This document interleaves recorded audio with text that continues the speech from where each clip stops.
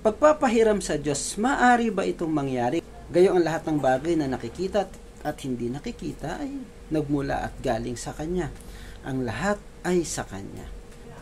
Ang sabi sa Kawikaan chapter 19 verse 17, parang pagpapautang kay Yahweh ang pagtulong sa mahirap, at pagdating ng takdang panahon, si Yahweh ang magbabayad.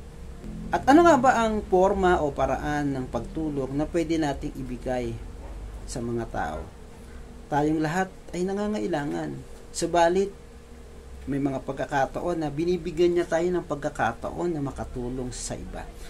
Ang mga forma ng pagtulong ay maaaring sa paraan ng material na pagtulong. Mga bagay, mga finances, mga damit, mga pagkain na maaari nating ipagkaloob sa kanila.